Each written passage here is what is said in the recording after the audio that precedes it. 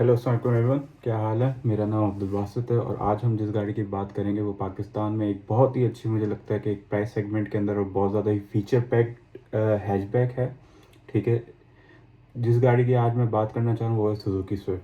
अब Suzuki Swift से यूँ समझ लें कि मेरा एक पुराना ताल्लुक भी है, because I use to own the old model.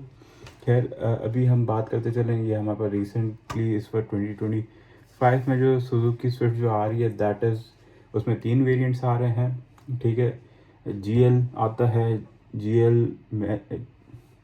GL CVT आता है एंड GLX CVT आता है।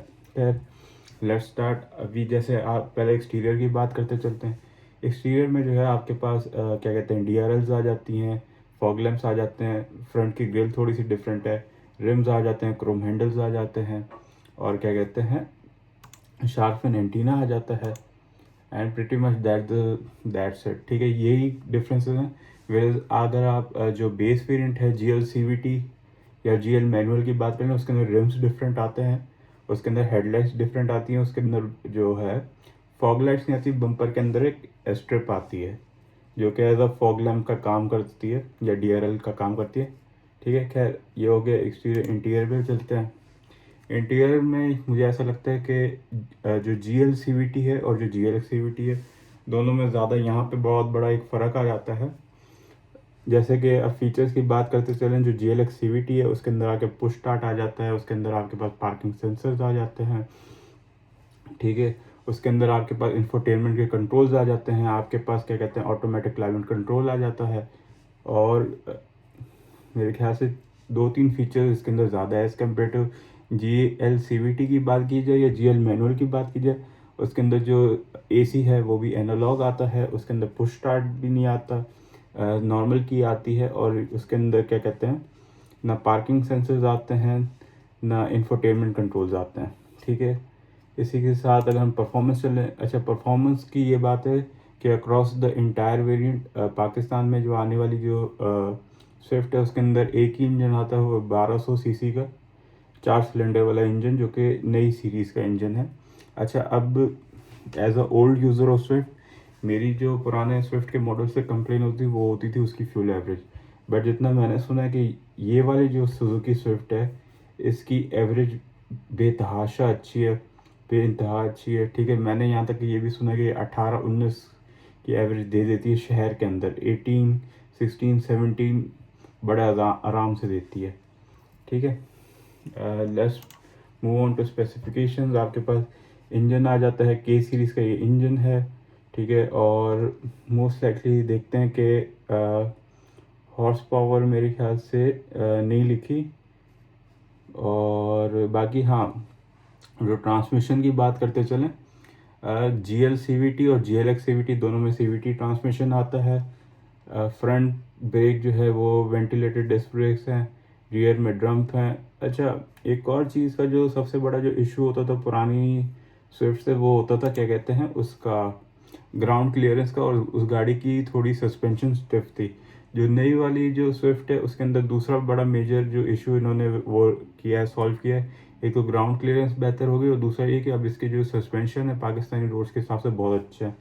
ठीक है, ये कलर्स पे आ जाते हैं। कलर्स में आप देख सकते हैं सिल्की सिल्वर है विद ब्लैक रूफ। फिर अगर आप आ जाओ मिनरल ग्रे, मेरे ख्याल से ये गन मेटालिक ग्रे होगा। उसके बाद आप वाइट पे आ जाओ, तो वाइट में अच्छा आपको ब्लैक रूफ नहीं मिल रही जो मैं देख रहा हूँ, बट ये आप करवा भी सकते हो। दूसरा आपके पास सिल्वर आ जाता है, सादा सिल्वर आ जाता है, और वही सिल्वर आपके पास ब्लैक रूफ में भी आ रहा है। फिर आपके पास ग्रे भी आ रहा है जिसे हम गन मेटालिक कहते हैं, but that is without the black roof. अच्छा, ब्लैक रूफ का मुझे नहीं पता। ब्लैक रूफ का तो ये है कि आप बाहर से जाके पेपर वगैरह भी लगवा सकते हैं, ऐसा कोई इशू नहीं है। बाकी एक रेड आ जाता है और दूसरा आपके पास प्योरली ब्लैक कलर आ जाता है, जैसे कि आप देख सकते हैं। ठीक है, लेट्स मूव ऑन टू की फीचर्स। अगेन कीलेस एंट्री आपके top of the line variant में आती है, और उसमें नहीं आती जो आपका जो GL और GL CVT वाले जो वेरिएंट है। ठीक है, फिर हम बात करते चलते हैं पार्किंग सेंसर्स की। अच्छा, GLX CVT जो top of the line variant है उसके अंदर भी जो पार्किंग सेंसर आते हैं, फ्रंट में नहीं आते, बैक में नहीं आते। और इनकी जो मुझे सिर्फ एक बात जो सबसे बुरी लगती है वो ये कि इनके पार्किंग सेंसर्स का कलर हमेशा ब्लैक होता है, तो दूर से जब गाड़ी जा रही होती है आपके सामने तो वो बहुत बुरा लगता है। तो अब या तो आप ब्लैक कलर में ले लें, या देखें कोई ऐसा जुगाड़ हो सकता है जिससे इसका कलर जो है पेंट मैच हो, तो वो मेरे ख्याल से ज़्यादा खूबसूरत लगेगा। Let's move on. अच्छा, आपके पास रियर व्यू कैमरा आ जाता है जो बिल्ट इन फैक्ट्री से अगेन, बट ये उसकी मैं बात कर रहा हूँ GLX CVT की। GL CVT में मेरे ख्याल से नहीं आता। आपके पास रियर वाइपर आ जाता है, आपके पास रियर LED लाइट आ जाती है, स्टीयरिंग कंट्रोल हो जाता है। अगेन ये जो मेजॉरिटी फीचर्स की मैं बात कर रहा हूँ, ये GLX CVT वाले टॉप ऑफ द लाइन गाड़ी की मैं बात कर रहा हूँ। इसके अंदर मेरे ख्याल से आपको कॉल उठाने और कैंसिल करने का भी ऑप्शन आ जाता है। And yup. अच्छा, एक और बात, ये इस अपनी कैटेगरी में वो वाहिद गाड़ी जो कि इस प्राइस रेंज में 6 एयर बैग्स दे रही है। पाकिस्तान में इस वक्त कोई ऐसी, इस प्राइस रेंज के अंदर कोई ऐसी गाड़ी नहीं है जो कि 6 एयर बैग्स दे रही है। ठीक है। अगेन पावर कंट्रोल क्या कहते हैं आपके वो आ जाते हैं, विंडोज़ आ जाती हैं, एडजस्टेबल हाइट सीट आ जाती है, सेफ्टी अलार्म आ जाता है, 9 इंचज़ का इंफोटेनमेंट सिस्टम आ जाता है। अच्छा, इसके इंफोटेनमेंट सिस्टम से मुझे थोड़ी इख्तिलाफ है, वो ये कि जो मैंने अब तक शोरूम में जाके जो देखा वो ये कि इट इज़ सीवियरली स्लो। ठीक है, आप जाएं, शायद मेरा पर्सपेक्टिव, मेरा ओपिनियन डिफरेंट हो, आप जाके देख सकते हैं। मैं ये, अगर मैं होता तो शायद मैं ये चेंज करवा लेता। खैर अच्छा, रियर बैक सीट्स की बात कर लें, मेरे ख्याल से इसके अंदर 60-40 का स्प्लिट भी आता है। I am not sure but we'll see. खैर, आगे पास पुश स्टार्ट आ गया, आपके पास CVT ट्रांसमिशन आ गया, आपके पास ऑटोमेटिक क्लाइमेट कंट्रोल आ गया, आपके पास क्लस्टर मीटर आ गया, एंड आपके पास LED जो लैंप्स है, अच्छा वो भी एडजस्टेबल है। ठीक है। उसके बाद जो अगर हाँ, अगेन आपके पास 1200 सीसी का इंजन आ गया, अलॉय रिम्स आ गए। अगेन GLX CVT में और GL CVT में जो रिम्स हैं those both are different. GLX CVT में आपको ये इस कलर का या इस टाइप ये डिज़ाइन मिलता है, वेयर इज GL CVT है उसमें डिज़ाइन ये होता है बट वो थोड़ा डिफरेंट होता है, वो इतना अट्रैक्टिव नहीं होता। ठीक है। और आपके पास रिट्रैक्टेबल साइड मिरर आ जाते हैं GLX CVT में। आपके पास जो है अगेन ये DRLs आ जाती हैं, आपके पास फॉग लाइट्स आ जाती हैं, आपके पास रियर फॉग लैंप आ जाता है, आपके पास ऑटोमेटिक हेडलैम्प्स आ जाते हैं।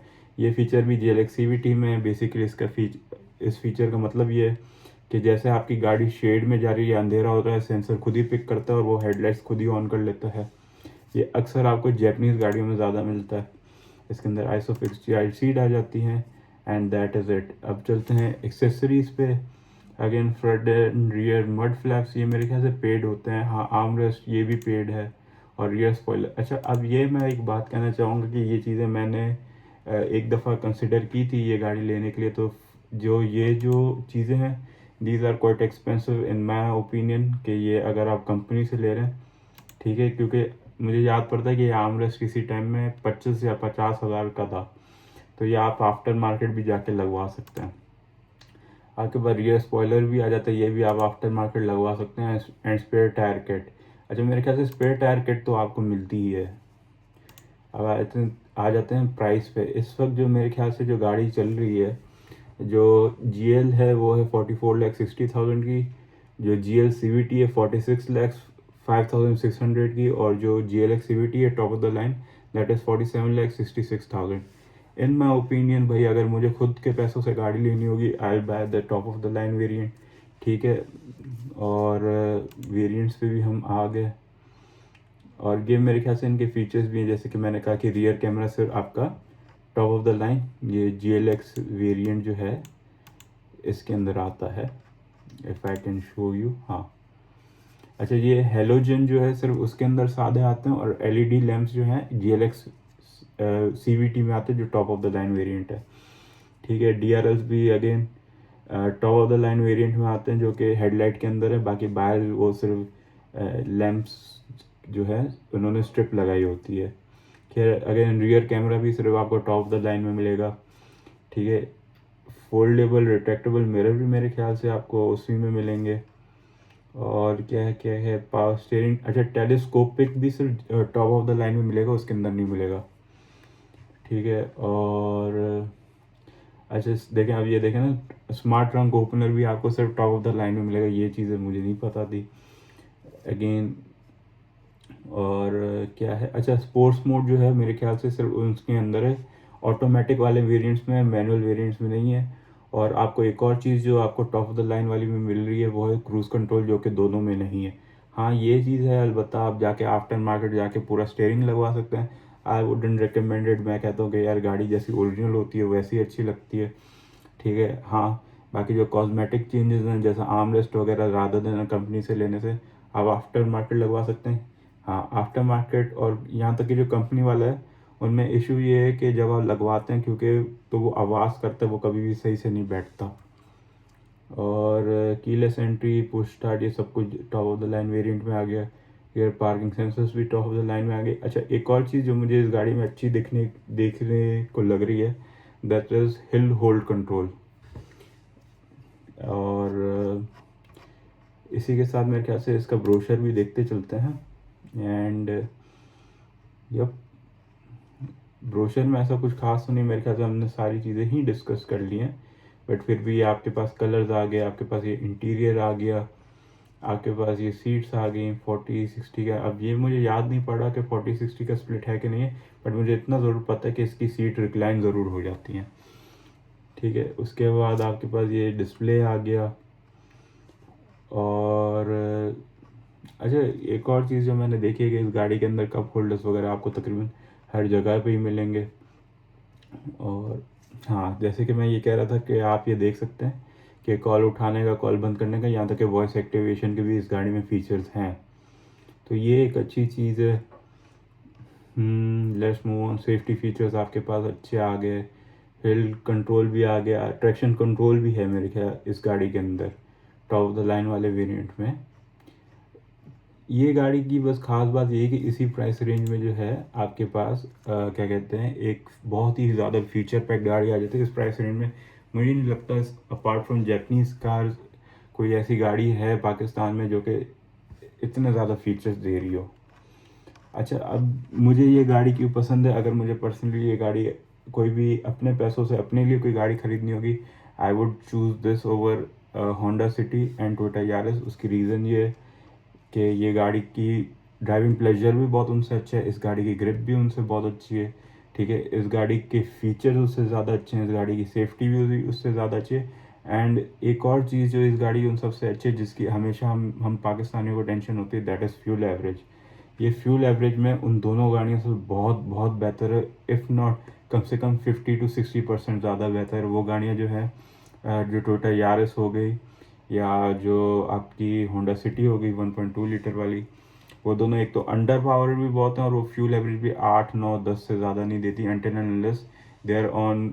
मतलब उनकी एक अगर कांस्टेंट स्पीड होगी, जैसे 60 पे वो चल रही है, 1-2 किलोमीटर आपने रीसेट कर दिया मीटर, तब जाके वो थोड़ी अच्छी एवरेज दिखाते हैं। बट डेली यूज़ में जहाँ पे ब्रेकिंग भी हो रही है, रियल लाइफ सिनेरियो में जहाँ पे ब्रेकिंग भी हो रही है और चल भी रही है, एक्सलेट भी कर रही है गाड़ी, उसके अंदर वो गाड़ी 8-9-10 से ज़्यादा की एवरेज नहीं देती, ठीक है। इस गाड़ी का सबसे मेन फीचर ये है कि इस गाड़ी ने अपने पुरानी जनरेशन में जो लोगों को जो कंप्लेंट्स होती थी उन सारी कंप्लेंट्स को ख़त्म कर दिया है। तो मेरे ख्याल से, मेरे पर्सपेक्टिव से ये एक बहुत अच्छी गाड़ी है। And pretty much that's it. इसी के साथ ही thank you so much for watching. Hopefully मैं जो है नेक्स्ट टाइम एक और गाड़ी का रिव्यू बनाऊंगा। एंड इफ़ यू वांट कि यार अगर मैं किसी पर्टिकुलर गाड़ी का भी रिव्यू बनाऊं तो just let me know in the comments. Thank you so much. अल्लाह हाफ़िज़।